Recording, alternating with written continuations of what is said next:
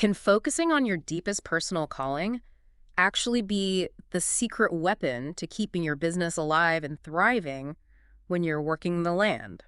It sounds counterintuitive, doesn't it? Hmm. Like this soft philosophical idea hitting the hard reality of, farming or forestry. Yeah. But today, we're taking a deep dive into exactly that. We're exploring insights from a report based on the Vermont Forest Business School program. Right. The Forest Business School, they have this really clear mission, don't they? Helping mid-career small business owners in what they call the working lands sector. Hmm. So farmers, foresters, maple producers, sawmillers, people like that, helping them really grow and improve what they're doing. Yeah, not just survive, but actually build something lasting. Exactly. And what they've done, which I find fascinating, is take a concept you might know from Paulo Coelho's book, The Alchemist, Hmm. this idea of a personal legend, your deepest calling or purpose, Right. The personal legend. and apply it directly. Not as some, abstract feel-good thing, but as actual concrete infrastructure for building a resilient business. Infrastructure. That's a really strong word to use for purpose. It is, but the report argues that in these really demanding sectors like land-based production, purpose isn't a luxury. It's not just a catchy slogan for your website. Hmm. It's framed as a strategic asset. Absolutely essential, they argue, for navigating all that volatility and complexity you face. It's like building the foundation before you even think about putting up the walls. Exactly. Let's think about the reality first, though. Anyone working in these sectors knows it takes immense grit. Oh, absolutely. Long days, right? Often dealing with really thin margins, wrestling with bureaucracy. Yeah, and you're constantly at the mercy of the weather or, wild market swings. Right, grit is basically the price of admission. You wouldn't even get started if you didn't have it. True. But what this report really drives home is that pure resilience, just that sheer grit. It isn't enough on its own. No. They make the point that without clarity of direction, without that defined purpose, all that incredible effort, all that grit, it just leads to exhaustion. Yeah, you're working yourself into the ground, maybe feeling like you're just treading water, or maybe not even building toward anything that feels truly meaningful for you. Right. And that's where purpose shifts from feeling kind of abstract to becoming incredibly practical. It acts like a strategic operating system for your business. An operating system. Yeah, it helps you decide which opportunities are actually the right fit for you. It guides you on the appropriate scale for your operation, based on your specific goals.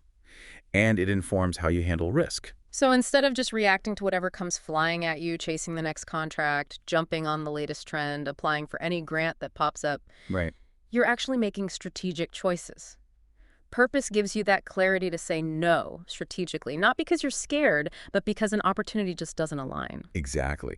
And when you say yes, it comes with leverage because you know precisely how it fits into your bigger picture. That makes sense. There's a powerful example in the report about a participant who redefined success, not by typical industry standards, but based on their personal needs. Like what kind of needs? Well, things like ensuring enough consistent income for their family, having predictable time off to coach Little League, for instance, Mm-hmm. or building in seasonal flexibility they needed for other activities, like sugaring or getting a critical harvest in. Okay, so it wasn't just about get bigger at all costs. That personal purpose became the filter. Precisely. And it reshaped their pricing models. It influenced who they hired. It even dictated which clients or projects they'd take on. So they optimized for fit with their life and their values rather than just blindly chasing scale. Exactly. That's purpose directly impacting the bottom line and the daily schedule. And this connects directly to the challenge of succession planning too, doesn't it? It really does. We often hear about these sort of fuzzy long-term intentions, hopes for the next generation. Yeah, maybe someday. Right. And that vagueness, this report suggests, often stems from a lack of clarity about the desired legacy. What kind of impact, what kind of business, what kind of life are you actually trying to sustain or hand off? Once you articulate that vision, suddenly succession becomes a practical design challenge you can actually tackle. Yes. Because without that clear target, that clear aim, there's this constant threat of drift. Drift. Yeah.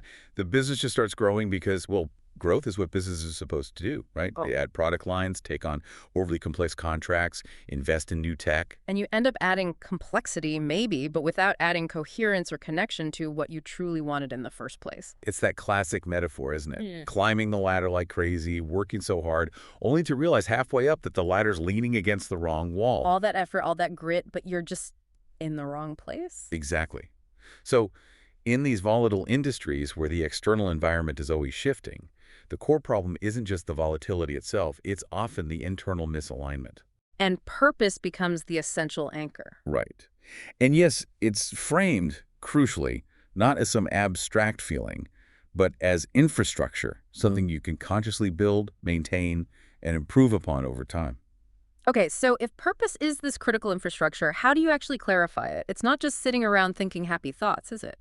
Definitely not. No. Oh.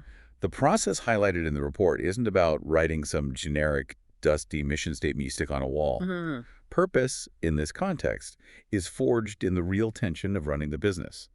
That constant push and pull between wanting autonomy and feeling completely exhausted, between taking necessary risks and needing stability. It's about shifting your mindset then, from being a reactive manager, someone who's just constantly battering fires, Yeah. to being an intentional designer, someone who's Uh-huh. actively shaping the business to align with their core personal values and that long-term vision they've identified. Exactly.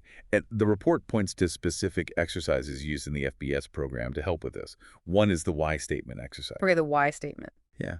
You work on drafting a single, clear sentence that captures the deeper rationale behind this business existing, specifically for you. What would that look like? Well, they gave examples often structured around connection, like maybe connecting environmental health to the quality of their product, and ultimately to the well-being of their customers or their community. And what's powerful about that single sentence is it's not just describing what you do. Right. It's prescriptive. It becomes a filter for making those strategic decisions, for crafting your marketing messages, and critically for setting boundaries. So when an opportunity pops up, you ask, does this truly align with this core reason for being? Exactly. Another practice they mentioned is the ideal day exercise. The ideal day, that sounds aspirational. Well, it's not about dreaming up some fantasy life. It's about working backward from the schedule you realistically want and need to have. So considering things like time for rest, for family, for personal interests outside of work. Yes. And once you define that ideal, you identify the hard, practical changes needed in staffing, in your processes, in your scheduling to actually make it happen. It forces you to realize that the systems you build in your business have to serve the life you want, not just consume it entirely. Absolutely. Yeah. If your ideal day includes being home for dinner with your kids, but your current business structure demands you work until 9 p.m. every night, well, there's a fundamental design problem. Right, something in the business needs fixing. Yes. There was a really compelling story in the material about a producer who had a chance at a really lucrative expansion, big opportunity. They declined it. It wasn't a lack of ambition. They'd used these tools. They'd clarified financial thresholds that were absolutely vital for their family's stability. So their clarity, grounded in analyzing their margins and understanding their time constraints. Translated that purpose into a firm, confident no. Wow, that takes discipline. It does. And that makes you wonder, how do you know if your idea of purpose is actually realistic? Good question. The report really emphasizes the critical role of peer interaction here. Sharing your draft why statement or your ideal day with others in your sector, that creates crucial pressure testing. So other people can look at it and say, hang on. Yeah, exactly. They might look at your planned labor schedule for that ideal day and say, are you sure that's enough time off? Mm-hmm. Or how does that really work when you factor in, planting season or lambing season? That kind of feedback would be invaluable for refining it, grounding the purpose in reality. Totally. And ultimately, a clear purpose becomes a tool of discipline. It enables much better delegation because you know why you're delegating certain tasks. Mm-hmm. It helps you hire people who are a good fit for the vision you're building. Guides smarter investment decisions too, I imagine. Absolutely. And it acts as a really strong bulwark against that slow creep of drift we talked about. Okay, shifting gears slightly. A major limitation a lot of these working lands businesses face is the owner-dependent model, right? The owner is the absolute center of everything. Yeah, every decision, every task, every piece of crucial knowledge resides with them. So the business has basically become a highly demanding job for the owner, rather than an independent enterprise that could potentially function without them. Exactly. And they pose a simple, almost brutal diagnostic question in the report. Can your business realistically run for 2 weeks without you physically being there or making the critical decisions? Oof. For many, I suspect the honest answer is probably no. Probably. But the report doesn't frame this as a failure. It's a starting point. Mm. It helps you identify what needs to be built. So the focus shifts entirely to constructing systems. Right. That means writing down processes, creating roles where other people have genuine decision-making authority, consciously working to extract yourself from being the person who knows how to do absolutely everything. Even small steps matter there, I guess, like writing out a process for a part-time employee for the very first time. Definitely. Or that realization, as one participant described, that the real bottleneck wasn't lacking a manager. The bottleneck was that they were the only person with the institutional knowledge of how everything was done. And using things like automation or systemization, like implementing monitoring systems to reduce the need for constant physical checks on livestock or equipment. That's not just about saving labor, is it? No, it's about reducing the owner's direct operational burden. It builds the capacity to step back, think strategically, and create that path toward independence. And this intentional system building is also what makes any kind of legacy planning realistic. Right. Without systems, succession is often just a wish, isn't it? It really is. With them, the business becomes something tangible, something transferable, and potentially something with a higher valuation because it doesn't rely solely on the founder being there 24/7. The goal isn't necessarily absentee ownership, though. No, not at all. It's about building resilience and independence into the structure itself so the business can withstand challenges and continue without the owner needing to be constantly present. Okay, let's talk about obstacles. Weather, labor shortages, market volatility, regulatory changes. These aren't unusual problems in these sectors. They're kind of the norm. Pretty much. The report suggests framing them not just as annoying hurdles you have to endure, but as ongoing features of the landscape, almost like signals or omens even, that reveal where your systems are weak. So resilience isn't just about gutting it out when things get tough. It's about designing your business from the start with these inevitable obstacles in mind. Yeah, and that involves building buffers, time buffers, financial buffers, procedural buffers. These aren't seen as inefficiencies or bloat. No, they're calculated insurance policies built right into your system. A simple example is intentionally adding a weekly flex block to a really tight production schedule. That little bit of slack. Yeah, it can be the difference between the whole thing breaking down when something unexpected happens, or just bending slightly and recovering. And smart adaptation often arises directly from these constraints, doesn't it? It really does. Maple producers facing labor uncertainty might lean heavily into remote sensors and controls to manage sap collection more efficiently. Or a farmer might make it a non-negotiable rule to maintain a cash buffer, say, for 3 months of fixed costs. Right. It might feel conservative day to day, but it prevents a potentially fatal cash crisis when unexpected costs hit hard. Or even shifting how you offer services. Yeah, like a service provider hearing consistent feedback about a particular positive outcome they help clients achieve. Instead of just doing the work, they might shift their entire offering to focus on delivering that specific outcome. Attracting new clients and improving margins based on the value delivered, not just the hours put in. Exactly. The common thread in all these adaptations is a commitment to building structure and having contingency plans ready. Cross-training staff, having backup tools or equipment. Clear protocols for handling common issues. Even doing some basic scenario planning for bigger uncertainties. And critically, having the clarity to know where not to grow. Avoiding new risks that could destabilize the whole operation you've carefully built. That discipline again. Yeah. Now, entrepreneurship, especially in these sectors where you might be out on the land by yourself a lot, can feel incredibly isolating. Definitely. But the report points out something interesting. Actively engaging with peer networks and leveraging available resources often seems to lead to these fortunate coincidences, opportunities, and help appearing seemingly out of nowhere. It's easy to just call that luck, though. It is. But the report frames it more pragmatically. It's a result of strategic visibility. You're intentionally putting yourself and your business in positions where opportunities and valuable connections are simply more likely to emerge. So you're increasing your surface area for good things to happen. Kind of, yeah. And structured peer feedback seems particularly effective here. Yeah. Like in a problem-solving session, just sharing a challenge you're facing can unlock suggestions from peers who've already navigated something similar. Yeah, that makes sense. There's a great example of a producer who kept hearing independently from different customers about interest in a specific sap-based drink. Uh-huh. When they finally brought it up in their peer group, that collective encouragement led them to actually prototype it.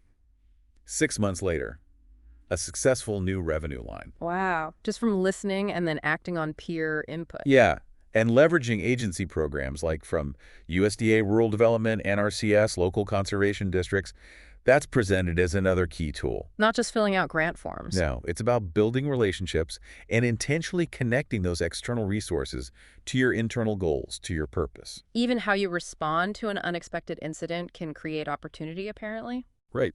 Investing in automation after, say, a costly overflow event isn't just fixing the problem. It signals a shift in how you manage the business.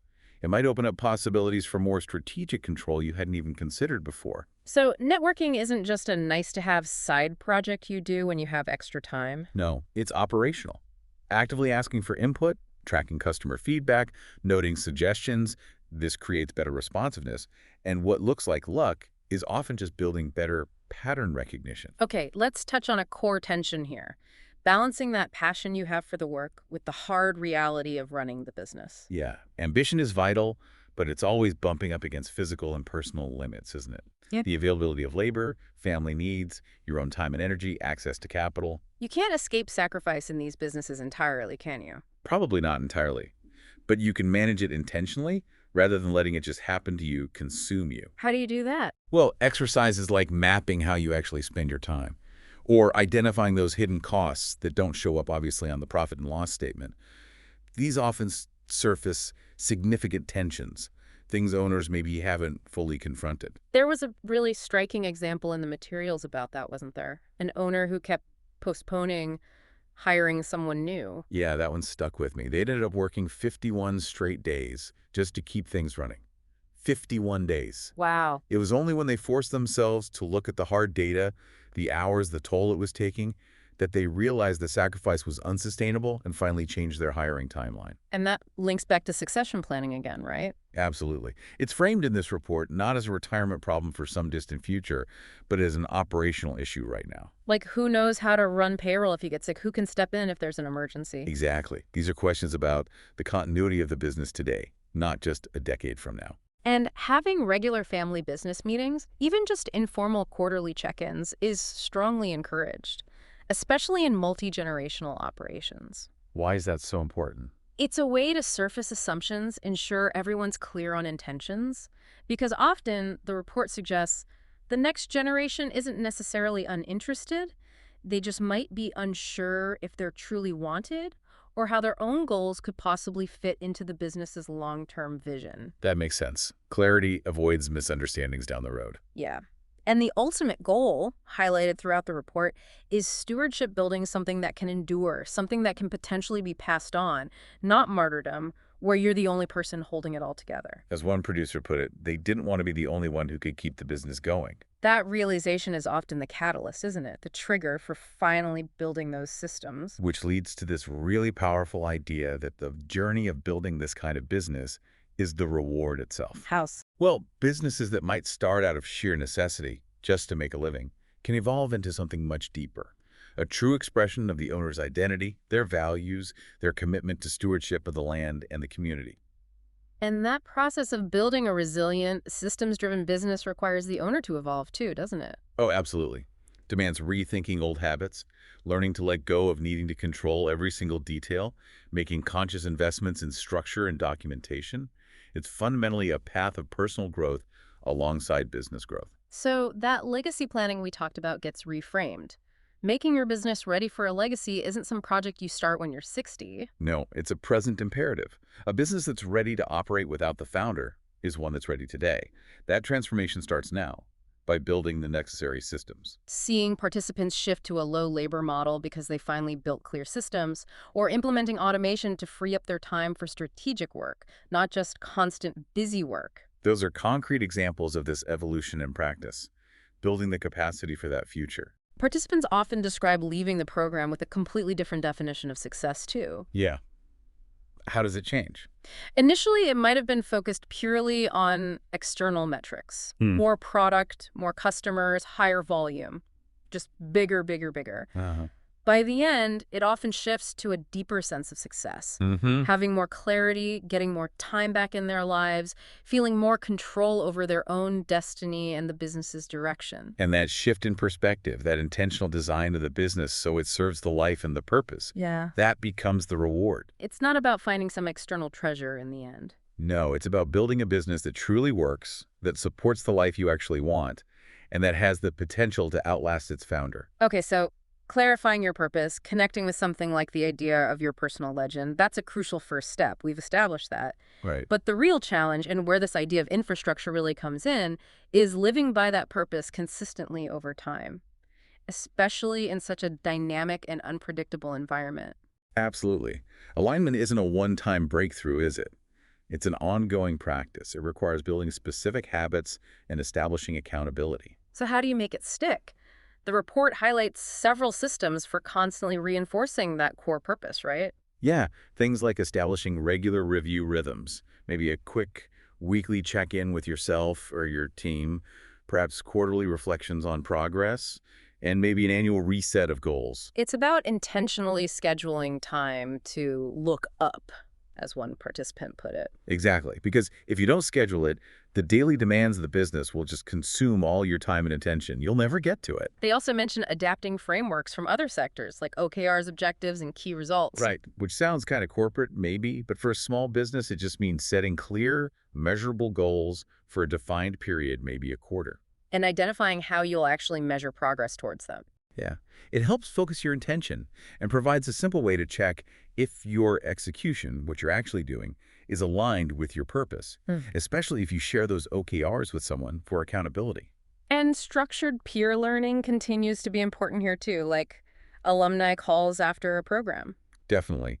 It provides both that tactical help for specific operational issues, how did you solve X, and that vital strategic nudging. Hey, remember you said your purpose was Y?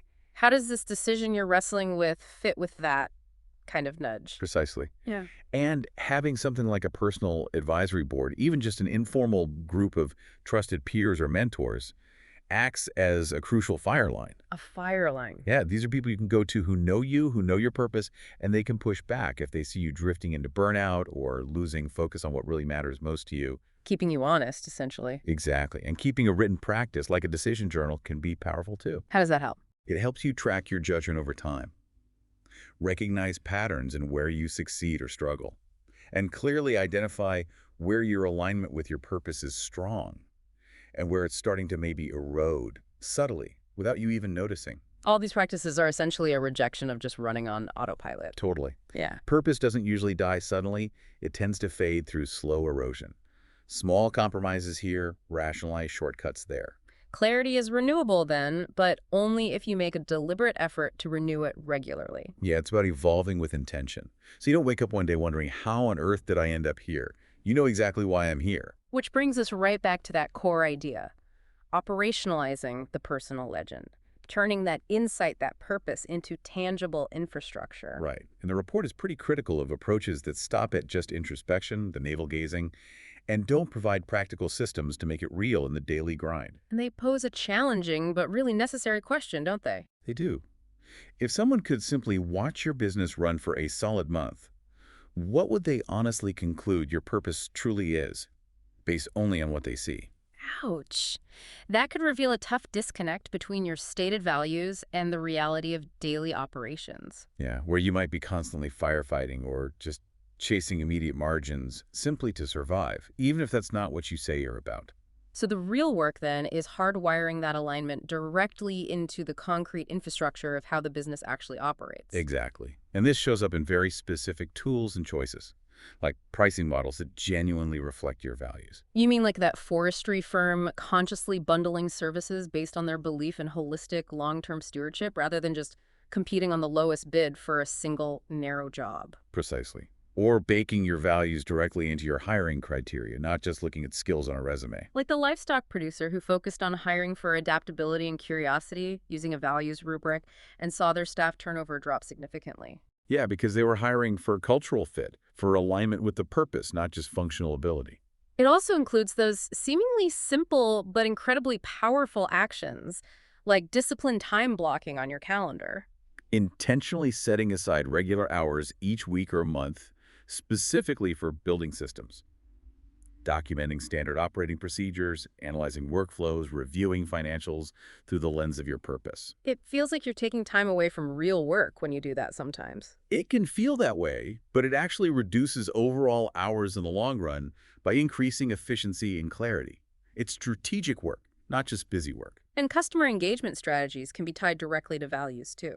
Definitely. Like that maple producer adding QR codes to their packaging, linking to videos about forest stewardship and sustainable tapping practices. That's not just marketing fluff, it's building loyalty and partnerships around their core purpose. Exactly. These aren't isolated tasks. They're all interconnected choices you make at that critical intersection of purpose and business design. So every single system in your business, sales, hiring, production, finance, marketing, is a place where your core purpose either shows up and gets reinforced. Or quietly disappears. It's almost like taking that idea of a franchise prototype from Michael Gerber's E-Myth, building a business that can run consistently and reliably regardless of who is doing the task, Yeah. but adapting it for these small, often seasonal, and deeply personal businesses on the land.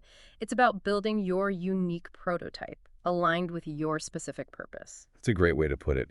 And documentation isn't just for audits or compliance anymore.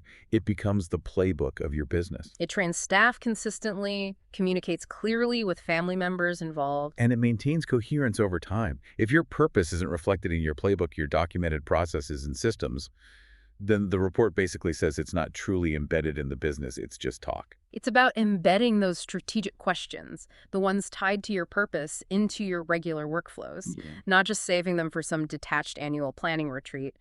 Right. Asking monthly or quarterly, does this new project truly align with our why statement? Does this equipment investment move us closer to our ideal day?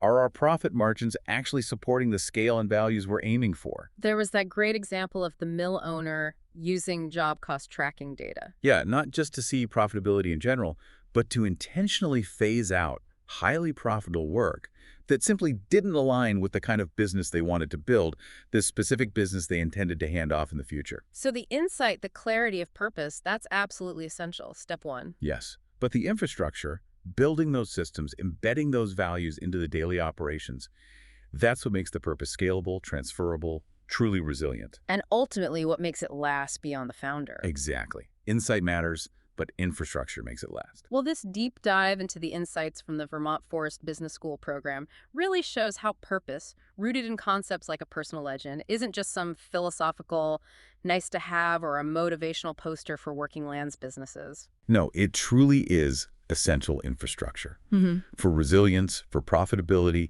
and for long-term sustainability.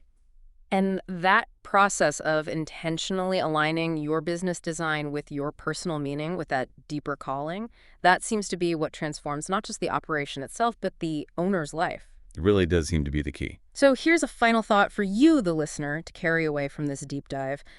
Thinking about your own business this week, what one small piece of infrastructure, maybe it's a simple checklist, maybe a documented process for one task, maybe just a specific time block on your calendar dedicated to strategic thinking. What one small thing could you build that would make your deepest purpose just a little more real, a little more tangible in your daily life?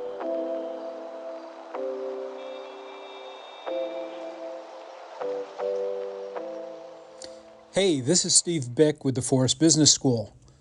Thanks for listening to the FBS podcast, and I hope you will subscribe.